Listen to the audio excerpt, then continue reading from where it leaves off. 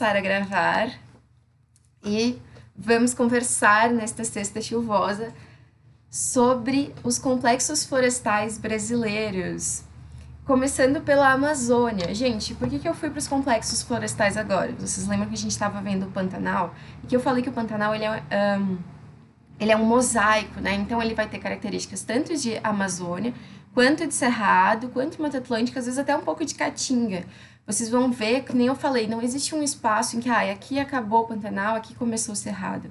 A gente tem transições, né, os nossos ecótonos, mas mesmo entre essas transições a gente tem uma fauna, uma flora que é compartilhada. Vocês vão ver um pouco isso nas imagens.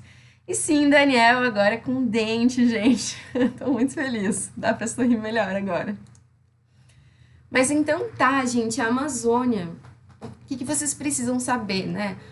Isso é uma coisa que talvez eu não tenha dito já pra vocês, mas não se preocupem, porque vocês provavelmente vão rever estes conteúdos com a galera da geografia.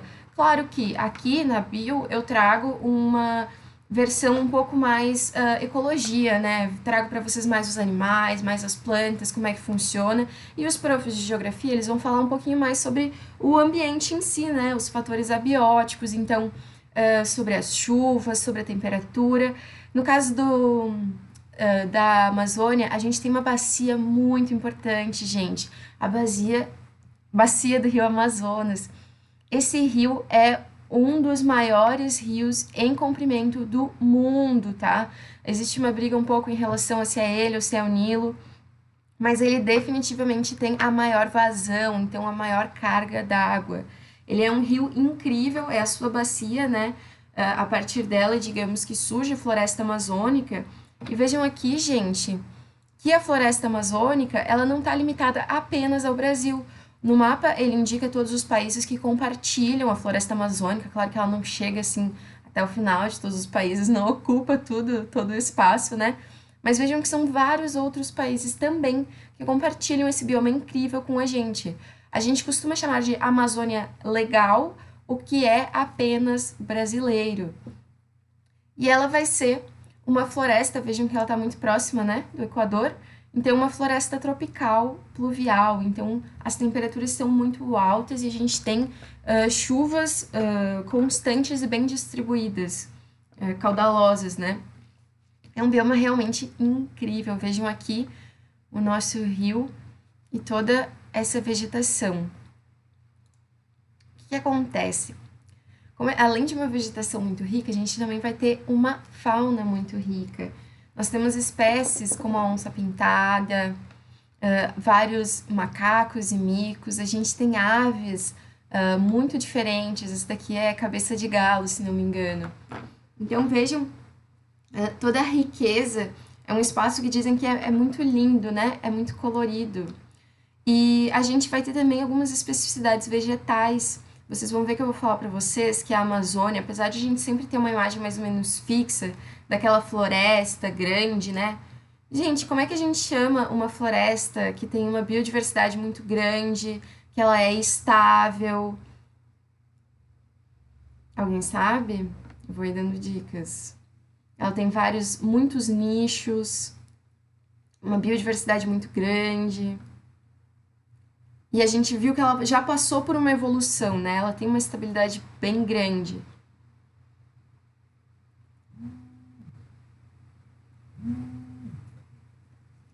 Então, realmente é o habitat de muitas espécies e está na biosfera. Mas eu quero dizer para vocês que ela é uma comunidade clímax. Lembrem que a gente viu na sucessão ecológica. Então, todos os ambientes, eles vão surgir por sucessão ecológica, né? E apesar de muitas vezes a gente não acompanhar isso, por exemplo, a gente não viu como é que a Amazônia era originalmente. A gente sabe que ela passou por isso. Que não foi assim, do nada surgiu todas essas árvores. Gente, tem árvores gigantescas, tem árvores de 40 metros, assim, na Amazônia. Realmente de ficar de boca aberta para a diversidade e para o porte dos vegetais que tem lá. Então, a gente sabe que isso é fruto de uma evolução e que ele, para aquele ambiente, é o estágio clímax daquele ambiente. Então, lembrem que apesar de a gente ter uma produção primária bruta bastante alta, a nossa produtividade líquida, ela não vai ser tão grande, porque os vegetais, eles vão consumir a maior parte do que eles vão produzir, né? Justamente porque existe essa estabilidade. A gente tem também, como característica da comunidade clímax, essa grande biodiversidade. Então, vamos ver mais alguns animaizinhos que a gente tem por lá. Vejam aqui as araras. A gente tem o mico-leão dourado, inclusive uma espécie em risco de extinção, né? E o boto. A gente tem muitas espécies nesse habitat que são endêmicas, então são espécies que são específicas daquele lugar e que não acontecem em mais nenhum lugar. Mas a gente vai ver que o mico e a arara, por exemplo, são exemplos de espécies que não acontecem apenas ali. A gente vai ter muitos deles, alguns até no Pantanal, mas muitos na Mata Atlântica também, por exemplo, que é um bioma que já chega um pouquinho mais perto da gente geograficamente. Podem ir fazendo perguntas se vocês tiverem, tá? Gente, o que acontece, tá? Quando a gente estuda floresta amazônica, que nem eu falei para vocês, existem vários estratos, né? Então, existem vários níveis. A gente tem tanto isso numa visão mais geológica, né? Então, como que a gente vai localizar os espaços, qual é a altura deles, como que funciona as enchentes, né? E a gente tem também isso entre as árvores, a gente vai ter uma estratificação também, que é o que a gente chama, por exemplo, a camada superior de dossel, porque ela faz tipo um teto. Então pensem que aqui na nossa terra firme, que o nome é praticamente autoexplicativo, né? Quer dizer que ali nunca ocorrem enchentes, aquela terra é firme. Nós temos árvores que, como eu já falei, podem chegar a dezenas de metros. E essas árvores, elas têm copas muito grandes, gente. Uma das características da maioria dos vegetais da Amazônia é que eles são latifoliados, então eles têm folhas grandes. Quando a gente fala latifoliados, a gente se refere a esse tamanho dessas folhas. E essas folhas, elas também são perennifólias. Alguém sabe o que isso significa?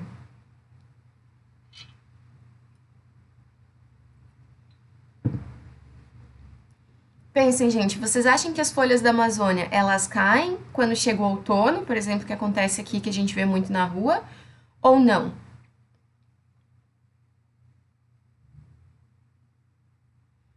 Isso aí, Daniel. Elas não caem. Vejam que, se vocês forem começar a pensar, algumas dessas coisas vocês já sabem, só que às vezes a gente tem nomezinhos mais bonitos para isso. Então, em vez da gente dizer, as folhas não caem quando chega o outono ou não caem no inverno, a gente fala que elas são perennifólias. Gente, por que vocês acham que na floresta amazônica a gente tem folhas latifoliadas, então grandes, e perennifólias, então que não caem? Porque lembrem que existe uma pressão seletiva no ambiente, né? Então, o ambiente vai estar constantemente expondo aqueles seres a uma pressão seletiva que vai selecionar os seres melhor adaptados. E se a gente está falando de uma comunidade clímax, a gente pode falar que a maior parte dessa biodiversidade está bem adaptada àquele ambiente, né? Então, por que vocês acham que as folhas podem ser assim? Por que elas são assim? Por que a gente não tem cactos na Amazônia, por exemplo?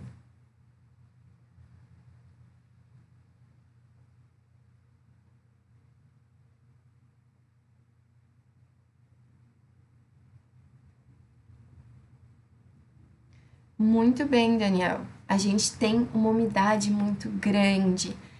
Gente, eu sei que às vezes a gente acha que biomas é uma coisa assim, que a professora vai dar um monte de palavra estranha que a gente não conhece e a gente vai só gravar isso e tentar gravar aquele mapa que a gente vai ver em geografia e deu.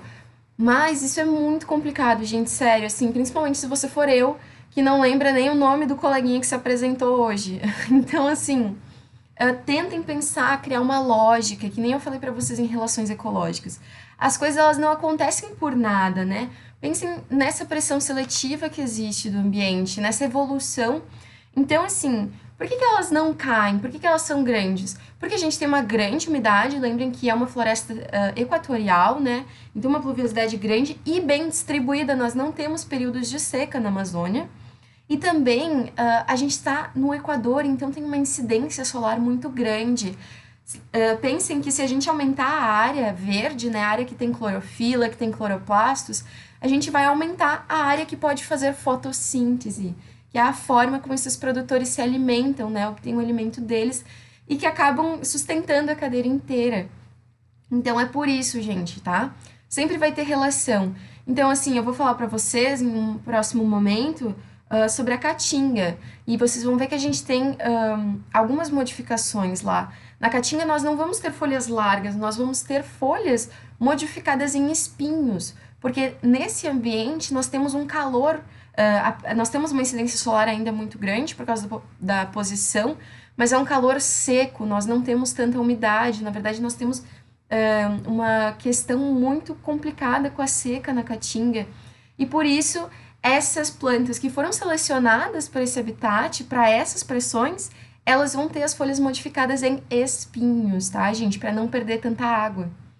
E também o corpo do cactus, como vocês sabem, armazena água. Mas, voltando para a Amazônia, quando a gente fala que são plantas que estão muito bem adaptadas a um ambiente úmido, a gente diz que elas são higrófilas. Higro sempre vai lembrar essa coisa de umidade. Filas, lembrem que vocês provavelmente veem essa questão em filosofia, né? É uma amizade, um anseio, uma afinidade, vamos dizer assim. Então, existe uma afinidade com a umidade. Não se confundam em relação a higrófilas, que são essas plantas que gostam de umidade, e as hidrófilas. Pensem que higro é umidade, hidro é água, né? Lembrem que a gente falou da nossa hidrosfera. Então, as hidrófilas vão ser plantas que vão viver na água propriamente. Então, por exemplo, os aguapés, que a gente falou na aula passada no Pantanal, ou então a Vitória Régia, né? Que é muito conhecida.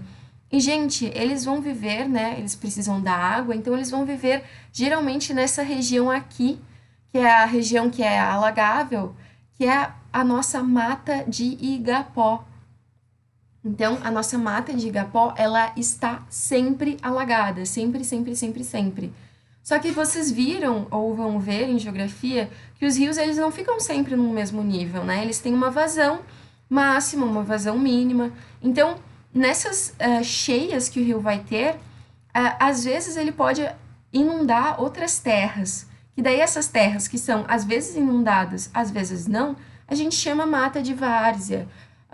Alguns exemplos que a gente pode ter de vegetais que estão na mata de várzea são as castanheiras, por exemplo, a castanha do Pará.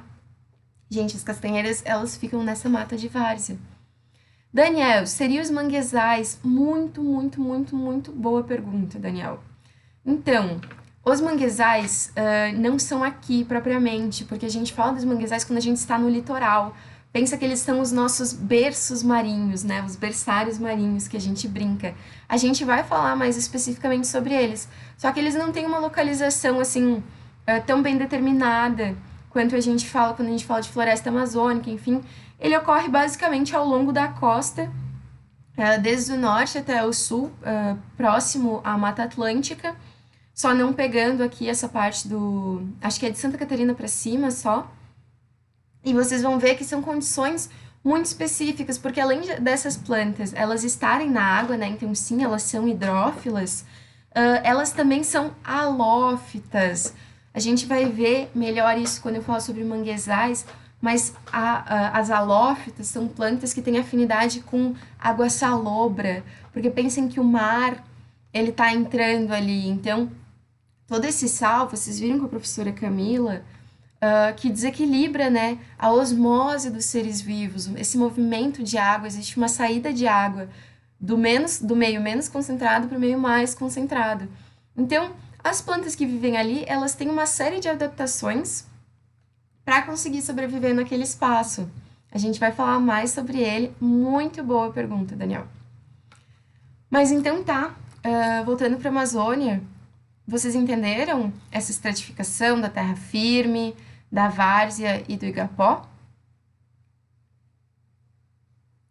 Ok, gente. Vamos continuar, então. E agora nós vamos começar outra floresta tropical que nós temos no Brasil, que é a nossa Mata Atlântica, gente. E infelizmente, vejam aqui a Mata Atlântica, tá? Infelizmente, sempre que a gente fala de Mata Atlântica, a gente tem que falar de algo muito, muito, muito triste. Ai, gente, desculpa, falando em tristeza, eu esqueci de falar uma coisa pra vocês em Amazônia. O que que acontece? Como eu falei, a gente tem uma biodiversidade muito grande, né? A gente tem muitos vegetais. Só que o solo amazônico não é tão rico quanto as pessoas pensam que é. Nós temos muito terra preta, né? Terra indígena, que acontece, costuma se referir terra preta quando existe um assentamento indígena e eles têm depósitos, né, de matéria orgânica. E dali esses depósitos de matéria orgânica, eles vão se decompor e vão formar essa terra que é muito rica. Essa terra preta, ela é muito fértil e ela é muito boa para agricultura. Só que o que acontece? Tirando esses espaços, a gente não tem uma terra fértil na Amazônia. Por quê, gente? Poxa, parece contraditório, né? Mas o que acontece? A gente tem tanta raiz, a gente tem tantos vegetais que é muito rápido. As coisas elas estão se decompondo e daí pronto, já não tá mais no solo. Os minerais eles meio que não param, sabe? Porque óbvio que a gente tem uma serrapilheira, né? Então, aquela camada superficial que a gente tem de folhas secas e de material orgânico que vai se decompondo e que daí vai enriquecer o solo, né, nessa ciclagem da matéria. Só que, por causa dessa quantidade muito exuberante de vegetais e também de micro-organismos que vivem no solo, o solo em si, ele não é rico. Ele precisa desses outros seres vivos para se manter estável, né, como ele está agora. E daí o que acontece, né? O que a gente vê muito? As pessoas desmatando a Amazônia para fazer plantação de soja ou então para ter o gado ali, né, pastagens. E daí, você consegue uma plantação boa, duas, e depois aquele solo esgota. Porque ele ficando completamente exposto, né, ele ficando nu, ele não consegue continuar com aquele ciclo de matéria, né, não fica em uma proporção suficiente, não tem mais aqueles micro-organismos que muitas vezes são mortos por causa das queimadas. E daí, o solo se esgota e o agricultor vai embora, ou então o cuidador de gado vai embora e abandona aquele espaço completamente desgastado. A gente sabe que pode sim ocorrer ali uma sucessão ecológica secundária, né? Porque a gente já tinha vida antes, mas a vida vai ter que recolonizar aquele espaço. Só que, como eu falei para vocês, demora muitos anos, gente. Existem estimativas que falam em 40 anos, dependendo do quão degradado está aquele ambiente, mas quando a gente fala de uma floresta da proporção da floresta amazônica, a gente já está falando de 150 anos, para a gente voltar a ter algo que se assemelhasse àquela comunidade clímax. E como eu já falei, a gente não recupera tudo, né? Não é aquela coisa assim mágica que, ai, do nada as coisas reaparecem. A gente depende muito de um banco de sementes que muitas vezes é formado. Eu falei para vocês no Pantanal, né, que a gente tem muitas enchentes do rio, e então lá tem muitos bancos de semente, tá, gente? É muito comum. Aqui na Amazônia a gente pode pensar talvez em roedores, em aves, né, que eles ajudam nesse banco de sementes. E, enfim, na migração de vida como um todo ao redor daquele ambiente. Mas a gente sabe que nunca vai ser igual. Qual é um outro problema muito grande na Amazônia? A mineração, gente. Existe uma mineração ilegal, né, o garimpo ilegal, que, como eu já falei para vocês, ele usa metais pesados para fazer essa limpeza, para tentar separar o ouro da areia, né? Então a gente tem vários métodos, né, de mineração. A gente tem um que é mais bruto, em que tu pega aquele ouro de aluvião, né, aquele ouro que fica na beira do rio, em que tu vai pegando areia e bota numa peneira e vai chacoalhando e tenta achar uma pepita de ouro ali, o que é mais incomum hoje em dia, né? O que geralmente se faz são pequenas explosões naquela região, e daí tu pega aquela terra, bota junto com o mercúrio, que é um metal extremamente tóxico, daí tu limpa aquilo, porque o que acontece? O mercúrio, ele tem uma densidade menor, então ele vai boiar, e ele tem essa afinidade com o metal, então o ouro vai subir junto. Ótimo, você conseguiu separar o ouro da terra. Só que daí o que você faz com aquele mercúrio depois? Você lava? Mas mercúrio não é biodegradável. Mercúrio, inclusive, é extremamente tóxico, gente. Inalar vapores de mercúrio é preocupante. Tanto que na minha época, olha a idosa ali, a gente tinha um termômetro de mercúrio na escola, tá? Na segunda série, assim. Aí os pirralhos tudo brincando com o termômetro de mercúrio. Ai, olha só que legal, é vermelho, sobe e desce. Bum! Jogou o termômetro de mercúrio no chão, né? Espatifou o bagulho era de vidro. E daí a professora veio correndo, assim, tipo, afasta, afasta, afasta, alguém abre uma janela, alguém abre uma janela. Um pouco exagerado, né? Porque a quantidade de mercúrio ele é bem pequena. Mas é isso mesmo, tá, gente? O mercúrio é extremamente tóxico e ele se acumula. Então, existe uma bioacumulação no corpo daquele metal que a gente não consegue processar. Existem outros metais que são assim também, por exemplo, o chumbo, mas a gente costuma falar do mercúrio quando a gente fala em ecologia, por causa da presença dele nos garimpos. A gente está tendo também queimadas, a gente viu muitas queimadas acontecendo na Amazônia. E também as madeireiras ilegais, gente. Sem falar da biopirataria. Nossa, se eu for começar a falar em problemas ambientais, eu não paro mais, tá? Então, a gente vai ver isso melhor na aula específica de problemas ambientais. Mas nós temos várias questões, como vocês já estão vendo. Pois é que assim como a Amazônia ela é um espaço muito rico, existe muitas formas das pessoas se aproveitarem dessa riqueza e de uma forma extremamente egoísta, né? Porque é claro que a gente tem que aproveitar a floresta amazônica, ela tem uma riqueza muito grande, mas existem formas de explorar essa riqueza de uma forma mais sustentável, né? E também porque, sinceramente, gente, muitas vezes a gente vende, né, conhecimentos ancestrais muito importantes, conhecimentos fitoterápicos que acabam virando medicina a preço de nada, sabe? E ainda é um valor que não vai chegar para essas comunidades originárias que construíram esse conhecimento, né? Muitas vezes vai só para grandes empresários que não tinham nada a ver com a terra, nada, nada, completamente nada, mas eles compraram, deram um jeito, grilagem e pronto, né? Vamos expropriar as terras.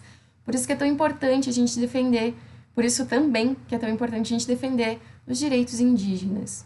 Mas vamos falar sobre a Mata Atlântica. E qual era a tristeza que eu queria falar sobre a Mata Atlântica?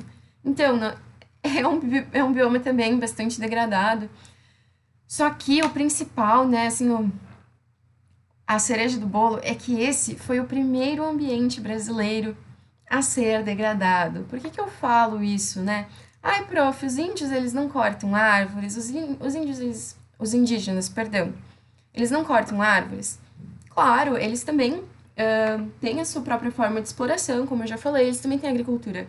Só que, gente, o Brasil ele não existia, tá? O Brasil é uma invenção do colonialismo, a gente não pode esquecer disso. E quando os portugueses chegaram e invadiram o Brasil, eles chegaram justamente na Mata Atlântica. E daí eles entraram naquela noia que vocês estudam muito bem com os nossos amados profs de história, de pegar para o pau-brasil, de fazer um comércio completamente extrativista, né? Então eles nem paravam aqui, eles faziam feitorias e só mandavam o pau-brasil para fora. E daí eles foram destruindo a Mata Atlântica. Literalmente, assim, há mais de 500 anos que a Mata Atlântica está sendo completamente destruída e vendida a preço de banana.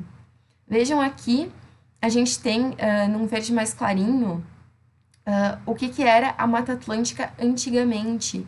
E aqui num verde mais escuro, o que nós temos agora. É um dos biomas mais desmatados do Brasil, gente. Até porque se a gente for pensar, não apenas nós temos essa questão da invasão do Brasil, mas nós também temos uma ocupação, né? Vocês vão estudar em geografia que o Brasil ele tem uma ocupação inicialmente muito litorânea, né? Depois que foram sendo expandidos para centros urbanos, que foram sendo criados mais no interior. Aquela questão da construção de Brasília, né? Foi muito importante para tentar dar uma interiorizada, mas continua sendo prioritariamente uma urbanização litorânea, tá? Quem que não queria morar na praia, né? Pois é. Tem que morar na praia sem destruir a praia, de preferência. É melhor.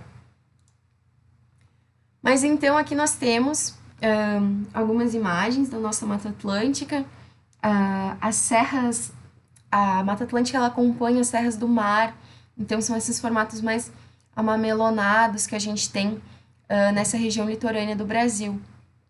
Ela é também uma floresta, é uma floresta tropical que também ainda tem uma pluviosidade considerável, ela é um pouco menor e continua sendo bem distribuída, mas agora a gente já consegue notar alguma diferença, né?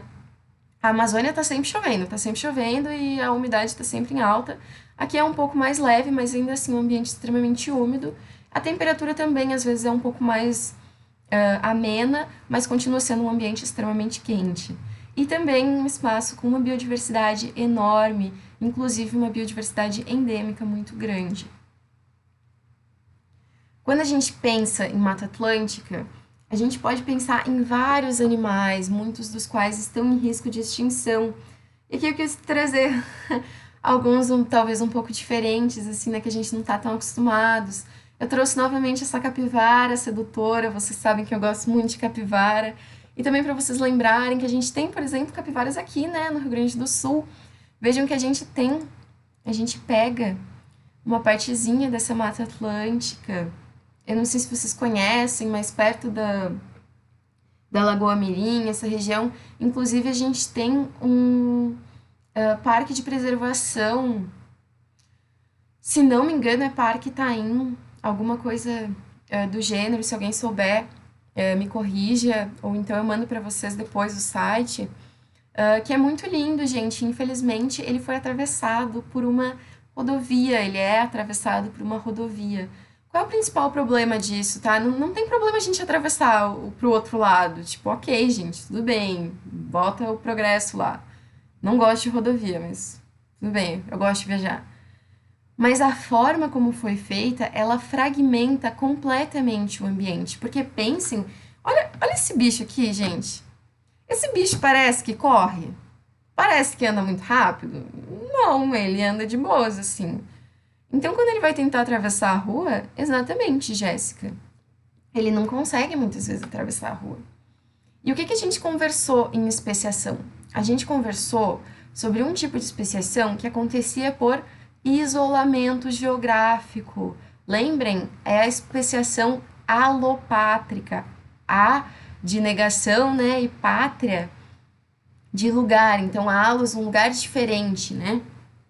Então, a gente tem, por causa dessa fragmentação, dessa estrada que foi construída pelo homem, uma barreira geográfica que pode, ao longo de muitos anos, né, lembrando, evolução é uma coisa que uma escala de tempo bem diferente, pode causar uma especiação, um surgimento de novas espécies, o que pode até ser positivo, né, espécies adaptadas a diferentes ambientes, só que também pode gerar extinção dessas espécies, gente. Existem ambientes que estão tão fragmentados, né, eles estão tão cortados, atravessados, que a população que fica ali não é suficiente para manter a representatividade daquela biodiversidade. E assim a gente tem a extinção de muitos animais.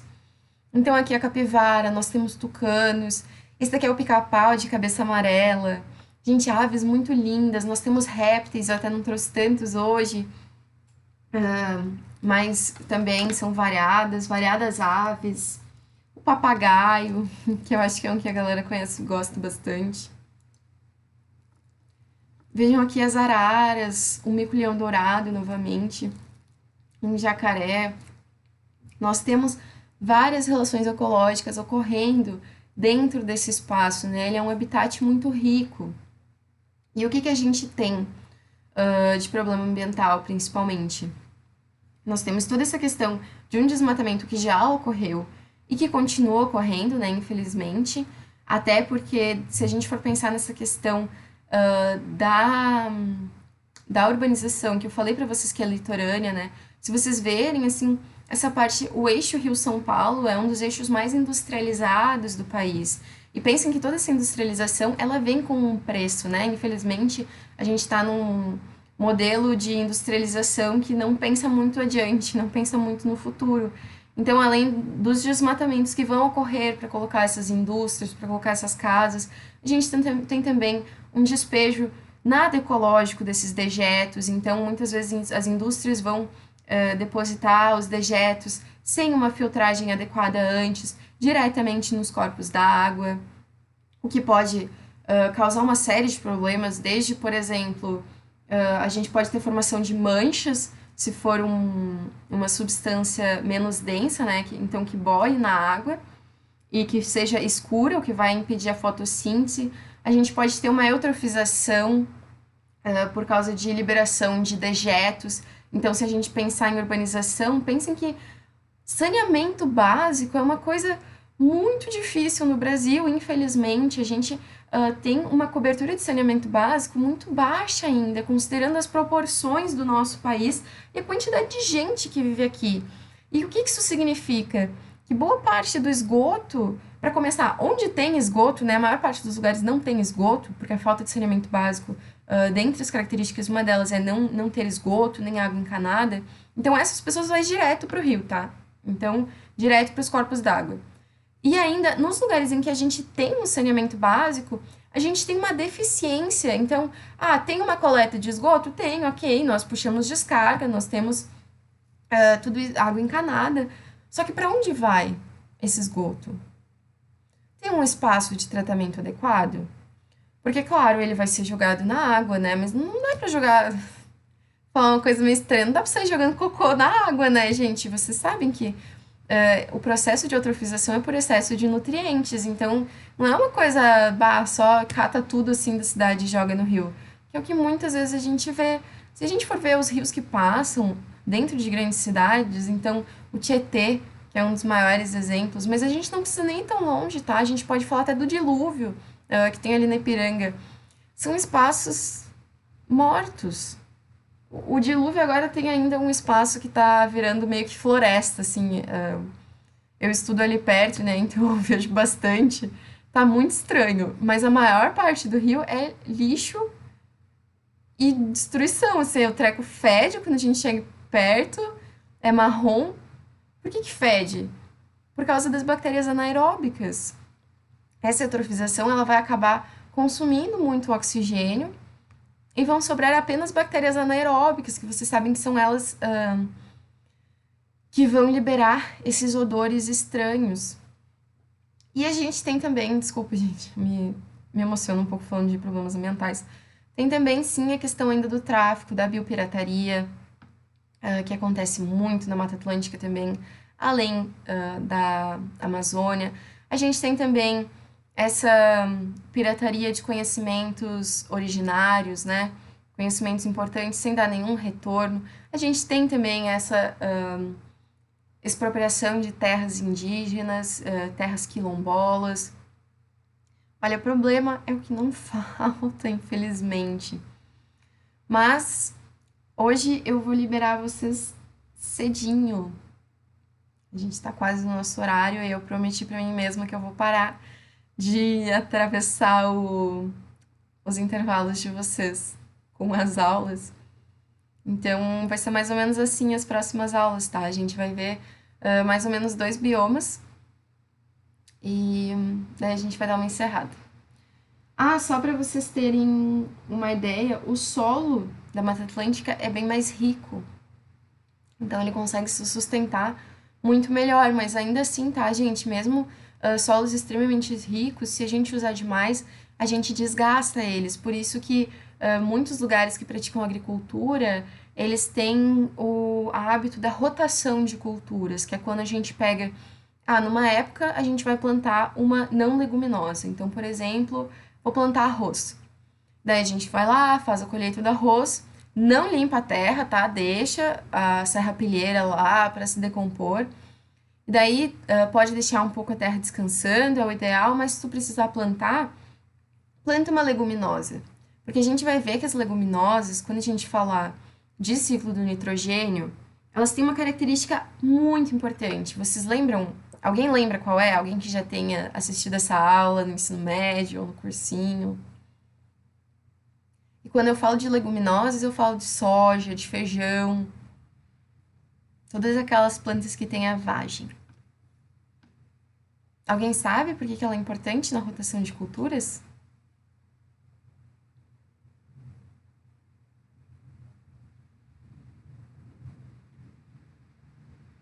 Tranquilo, Júlia, a gente vai ver isso com muita calma quando a gente vê o ciclo do nitrogênio. Daniel, eu perguntei sobre por que as leguminosas são importantes na rotação de culturas. Então, por que quando a gente tem rotação de cultura, a gente fala em, primeiro tu planta uma não leguminosa, depois uma leguminosa e vai alternando? Se não souberem, não tem problema, gente. Que nem eu falei, a gente vai ver isso na nossa aula sobre ciclos biogeoquímicos, quando a gente falar de ciclo do nitrogênio. Mas isso é algo assim, ó, que os vestibulares amam perguntar. Então, já fiquem com o ouvido um pouco atento. Às vezes, talvez vocês achem que eu dou umas viajadas, assim, em aula, né? Eu tô falando sobre biomas, eu começo a falar de umas outras coisas. Mas é porque a matéria, ela acontece assim, né? A ecologia, que nem a gente viu com a matéria, olha só que piadoca incrível, já pré-pronta. Quando a gente pensa nos organismos, né, na alimentação, a gente estuda às vezes como uma cadeia, né? Então, como uma coisa sequencial que vem um depois do outro. Mas na verdade o que acontece são teias. Então, existem relações entre os animais, assim como existem relações entre o nosso conteúdo, né? Entre a matéria que a gente estuda. Cada vez mais o vestibular ele está pedindo isso, que a gente saiba fazer relações, não apenas saber fatos aleatórios assim soltos. Gente, Pedro e Daniel, vocês estão no caminho muito certo, é exatamente isso. As leguminosas, o que que acontece? Elas vão servir para repor nutrientes na terra, principalmente o nitrogênio. Ah, mas prof, por quê, né? Tipo, acredito que feijão também precise absorver nutrientes da terra para se desenvolver. Sim, gente, claro que precisa. Ele vai pegar os nutrientes dele lá. Então, assim, não é que ele não vá desgastar o solo. Mas o que que acontece? As leguminosas, elas têm uma característica muito importante. Elas têm uma relação ecológica, olha eu de novo, com as relações ecológicas, de mutualismo muito importante entre as raízes das leguminosas e um tipo específico de bactérias. Essas bactérias, elas são fixadoras de nitrogênio. Então a gente vai ver que as plantas elas não conseguem pegar o nitrogênio do ar ou a amônia do solo. Elas precisam pegar nitratos, então precisa oxidar a amônia várias vezes. E daí existe todo um ciclo com várias bactérias, vários organismos que fazem esse ciclo. Só que as leguminosas elas não precisam de tudo isso, porque as bactérias nas raízes delas vão fixar diretamente esse nitrogênio. É claro que as bactérias também ganham algo com isso, né?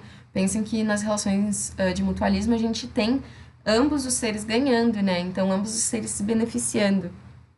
Ela vai ter um abrigo, né, ali, e também esse auxílio com a alimentação, porque muitas bactérias não são autotróficas, apesar de a gente ter algumas que são, muitas não são. Então é isso. Agora sim, oficialmente. Boa noite, gente. Não consigo não passar uns 5 minutinhos da aula.